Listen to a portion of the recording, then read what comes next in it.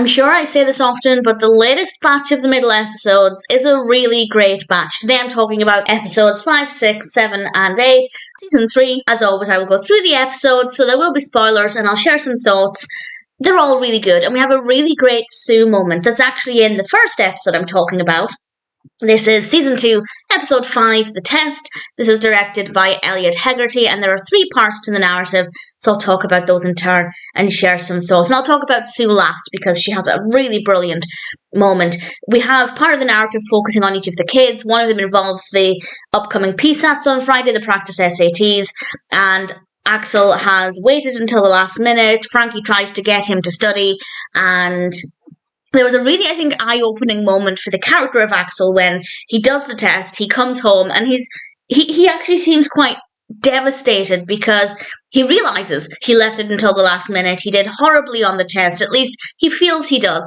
And I really think that sense of vulnerability is showing us that there are different sides to Axel. Obviously, he gives off this couldn't care less attitude, as I feel like many, not all, but many teenagers do. But when it comes down to it, he realizes this was important, and he realizes that doing badly on the test, if he did, he obviously, I would assume, didn't get his results immediately. If he does badly, it's a consequence of his actions, and I think he realizes that, and I thought it was quite eye-opening. And then when he's playing a game, there's a recruiter for a college who gives Frankie and Mike his number, and I thought that was a really interesting moment that could really maybe help kick Axel in the right direction, because it makes it feel more real. But we'll come back to that in another episode, actually. Brick has been bullied, and Brick's attitude is kind of helpful and kind of not. And what I mean by that is Brick is not bothered. It's just a run-of-the-mill bully. He just gets on with it. And on the one hand, that is a good attitude. Don't let it bother you, which is what we see with Brick. But at the same time, as we see with Mike, it's showing that Brick is a pushover. And if that continues in life, that's not going to be great. And Mike spends the episode trying to get Brick to stand up for himself, basically bullying Brick to get him to fight back. And ultimately, Brick does fight back, but he kind of played Mike at his own game. And it's kind of showing that Brick has a decent look at the situation. And I think, for the most part, Brick is handling things in the best way possible. By not rising to the bully will get bored and move on. But as long as Brick is aware of that, and he's not just being a pushover because it's the easier road. So I think it's an interesting look at the character of Brick there. And I think Mike had the best intentions. I don't necessarily think he took the right approach, but it was great to see nevertheless. Then we come to Sue, and Sue has decided she's going to try out for cheerleading. And I would have liked to have seen the tryouts. We got to see them stretching and warming up. I really would have liked to have seen the tryouts. It reminds me of the Sabrina episode where Sabrina and Valerie are trying out to be cheerleaders, and it's a good fun episode. And I wanted to see the tryouts. But nevertheless, what happens afterwards is really great, because Sue will get a phone call by, I think, 6 o'clock. I didn't write it down. Correct me if I'm wrong. And she's waiting and waiting and waiting. And there's a phone call. And she's a cheerleader. And I don't think anybody expected that. We very quickly find out what happened. There was a mix-up. They called the wrong person. And the cheerleaders say to her, because there was a mix-up, you'll understand you're going to have to step down. And Sue says no. And it is absolutely brilliant. And here we have Brick being a bit of a pushover and letting the bully him, but I also think he has a good tactic. But then we see Sue really standing up for herself. And I love the fact that she said no. Granted, I think most people in that situation should probably accept that it was an error and that they should step down, because if they're not the chosen one, I don't know why that's the way I decided to phrase that. I feel like if that were me and somebody said, actually, we didn't mean to call you, I would feel like I never fit in. I feel like I would never belong. I feel like they didn't want me there, because quite frankly, they wouldn't want me there. But because Sue has faced so much rejection, she's decided that enough is enough. She's finally made something other than cross-country that she wants to be a part of. And as she said, Sue Heck's humiliation has a price, because she told everybody she was going to be a cheerleader. And she comes up with a bunch of things that she wants. in return for not actually being a cheerleader. And she gets to wear the uniform and things, and she makes a deal with them. And I really thought that was a really great turning point for Sue. So, great episode, really thoroughly enjoyed it. Sue was just absolutely fantastic, and we have a nice look at the personalities of Brick and Axel as well. We then come to Season 3, Episode 6, Bad Choices. This is directed by Alicia Latchamel, and as always, spoilers, and Brick's part of the narrative. He's gone into Shakespeare. He's been reading Shakespeare, so he's reciting Shakespeare throughout the episode. I loved it. I thought it was really good fun. Sue and Brad are doing a skit for not texting while driving, and we have this hilarious performance, and it's one of the things I really remembered from this episode. I used to binge watch the show about a decade ago. There are some episodes I remember really well, some not so much. That scene, their performance, I love it. I love it so much. And we also have Axel pretending to be sick, and this is so he misses out on a test, but then he wants to go to a party later, so he's doing this whole sick, not sick, not sick thing. It gets really complicated, and ultimately what happens, and it's a great message to show that you shouldn't do this because you're not going to get away with it. Ultimately, Frankie finds out what Axel had been doing because of the neighbours, because Axel told all of these lies.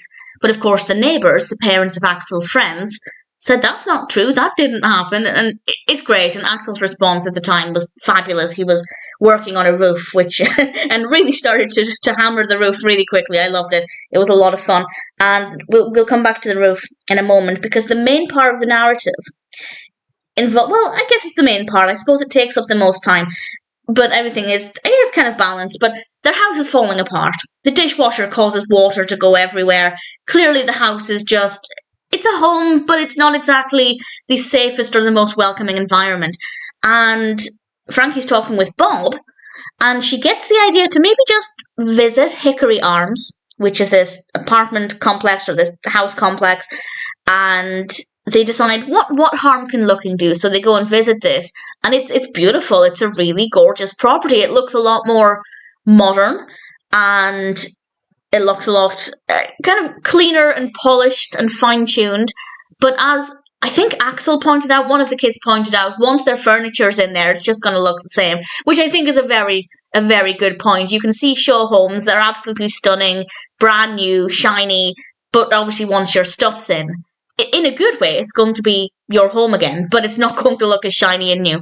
And Frankie is obsessed with the sliding door that slides without force, and it was a really beautiful place, and they're genuinely considering going there. It would also be more affordable. And then Mike goes to patch the roof. There's a hole in the roof, which of course is causing water to go into the house. Another reason why they want to leave, basically abandon ship. And genuinely getting emotional. I got emotional when I was watching this. Mike goes to patch up the roof, and a neighbour comes out and asks if he wants any help, and then another neighbour comes along and offers his tools, and suddenly the neighbourhood is all helping each other. And then, of course, that's when the other neighbours start to tell Frankie about the things that Axel did, or telling Frankie that Axel was completely lying. And it was just a really beautiful, moving moment. And they're part of a neighbourhood, and that's so much more valuable than a squeaky clean, shiny house.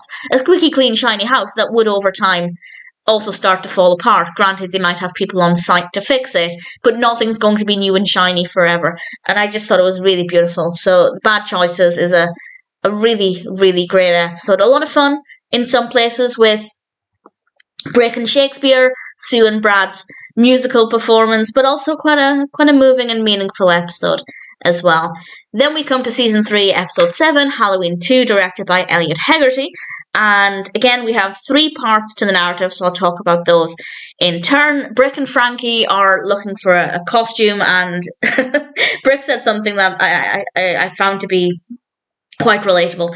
He said that he wanted to go trick-or-treating on his own rather than with the social group, but as Frankie said, that's why you're in the social group, because you want to go alone. But I have been trick-or-treating, I think maybe 3 times when I was a child.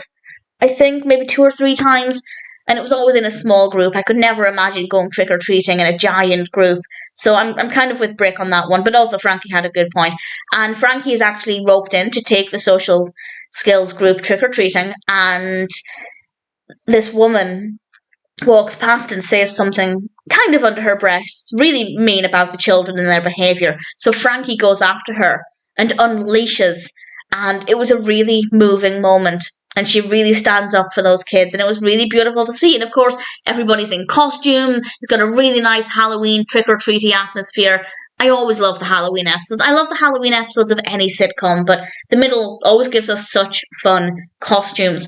Axel, Sean, and Darren are also in costume. They were planning on going and getting all of the candy and then selling it to the children. Not very admirable.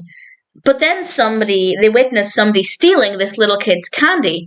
So Axel, Sean, and Darren, in their costumes, go off to get that candy back and give it to the kid. And they do, and the kids think that they're like real-life superheroes, and it gives them this pride and this sense of accomplishment. And suddenly they realise that actually doing good and helping the children is probably going to be more rewarding than getting all of the candy and selling it to the children. So it was a nice moment there for Axel, Sean, and Darren. And then we come to Sue. Sue is dressed as a dice, or a die. I think die is the singular, I can never remember. And she goes to this Halloween party, and people used her as a table. And she ends up talking with Mike, basically asking him what do boys want, because everybody at this party was dressed in kind of sexier Halloween costumes. They're at that age now where your costumes are meant to be a little bit more revealing. And Sue asks Mike, what should I do? And he says to her, and I don't think he meant this to be nasty, but he said to her, maybe stop dressing like a third grader. And there was this brief moment where it was just unclear how Sue was going to react. And she thought it was a good idea. And Mike actually gave her some money to go and buy herself a new outfit. And she does. And it is quite strange seeing Sue wearing something, I guess, more typical of the fashion of her age at the time. And she's wearing something that, I guess, shows a little bit of skin. It shows a bit of shoulder. And Mike's not happy about it. I guess it's because it's the first time he's really seen Sue dressing, I guess, more like a woman than, as he put it, a third grader. And he tells Frankie to go and look at what her daughter's wearing. And she does. She walks into the kitchen, gets something from the fridge, and she's cool with it. She doesn't say anything. She thinks it's absolutely fine. And Mike's not happy about this, but he has to realise that this is what girls of Sue's age wears. And if Sue is ready to start, as he put it, stop dressing like a third grader, then he has to accept that. Plus, this was his idea. That's also worth remembering. This was his idea. And he drives Sue to another party. And at the very end, as she gets out the car, she remembers her jumper, her sweater that she's wearing over her slightly more revealing shirt. And it's a Halloween-themed sweater, and it was delightful. And it showed that Sue is still Sue. And I loved it, and I thought it was really good fun. A solid Halloween episode, great costumes, some really great moments for all of the characters, and ultimately another great episode. And then we come to Season 3, Episode 8, Heck's Best Thing, directed again by Alicia Lachemelle. And there are 2 parts to the narrative. And I don't actually have that many thoughts for this one. Sue has Aunt Dee Dee's phone. By mistake, she has Aunt Dee Dee's mobile phone, her cell phone, and she and Brick start to use it a lot, not realising that they're running up quite a phone bill.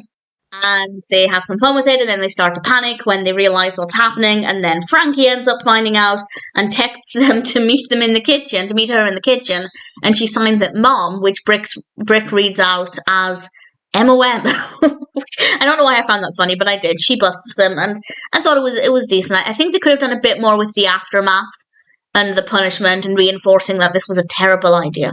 But it was decent enough with what we got. We also have the return of the recruiter. This is Jack Tracy, played by Casey Sander, and he's going to come over to the Hex house and interview Axel. And Axel dresses smartly. He's very polite. He says all of the right things. He seems keen and enthusiastic, but genuine. He makes a joke about how he'll get to the questions about the parties and the party lifestyle in a little bit. And he was genuine in some way, but also I believed him. Obviously, it seemed fake. It's not the Axel we're used to. But part of me felt like actually this is just another side to Axel. In a way, he's putting on an act, but I think it's also genuine when he needs to present himself a certain way. He is capable of doing that because that part is inside of him. And I did believe that when it comes down to it, he can be this version of himself, and I believed him. Frankie and Mike are not as happy because they're annoyed that Axel was able to bring his best for the recruiter, but he can't bring his best at home. There is no way Axel would ever behave like that in the house. And then they realise that they don't bring their best for each other either.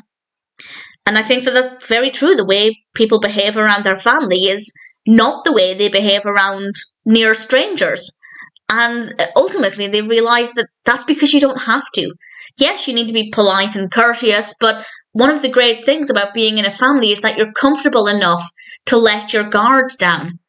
And you don't need to wear your best clothes all day, every day, and you don't need to be overly cautious about what you're saying, as long as you don't offend people.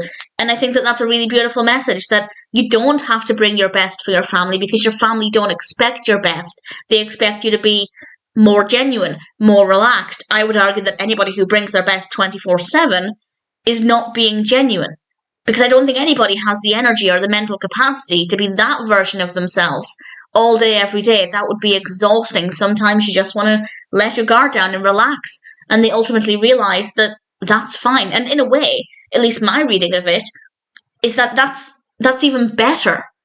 If somebody's bringing their best 24/7, it's like they're putting on a performance, even if that is part of who they are. As I said, with Axel, I believe that is part of him, but it's just a part of him we don't see often, because as the episode suggests, you don't need to be that version of yourself when you're around your family.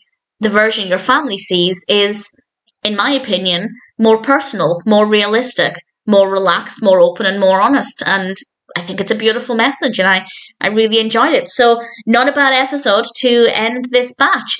If I were to rank them, I might have some difficulty, actually, because Sue's moment in the test was brilliant, but I don't think I'd rank the episode itself number one. I think I'd actually go with Bad Choices as number one, and then Halloween II, and then I think the test and Hex Best thing would be joint third position. But I love them all. Really great batch of episodes. Really thoroughly enjoyed the middle. Season 3, episodes 5, 6, 7, and 8.